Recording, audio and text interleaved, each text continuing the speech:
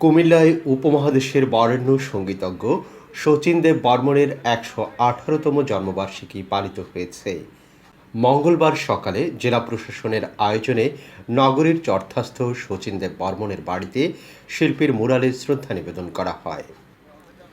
শুরুতে জেলা প্রশাসনের পক্ষ থেকে শ্রদ্ধা নিবেদন করেন জেলা প্রশাসক মোহাম্মদ আমিরুল কায়সার। পরে জেলা শিল্পকলা একাডেমি, জেলা কালচারাল কমপ্লেক্স, জাসাস কুমিল্লা, বাংলা সংস্কৃতি বলয়, ধ্বনি আবৃত্তি চর্চা কেন্দ্র ও কুমিল্লা জেলা স্কুল সহ বিভিন্ন সামাজিক সাংস্কৃতিক সংগঠন শিল্পীর মুরালে শ্রদ্ধা নিবেদন করেন। এ সময় অতিরিক্ত জেলা প্রশাসক সার্বিক পঙ্কজ বড়ুয়া, জেলা কালচারাল অফিসার আয়াজ মাহবুদ, কবি নজরুল ইনস্টিটিউট কেন্দ্র কুমিল্লার দায়িত্বপ্রাপ্ত কর্মকর্তা মোহাম্মদ আলামিন, জাসাস কুমিল্লার আহ্বায়ক সিরাজুল ইসলাম মিলন, কালচারাল কমপ্লেক্সের সাধারণ সম্পাদক শেখ ফরিদ আহমেদ, ধ্বনি আবৃত্তি চর্চা কেন্দ্রের প্রতিষ্ঠাতা সভাপতি মাহতাব সোহেল সহ বিভিন্ন সংগঠনের নেতৃবৃন্দ উপস্থিত ছিলেন।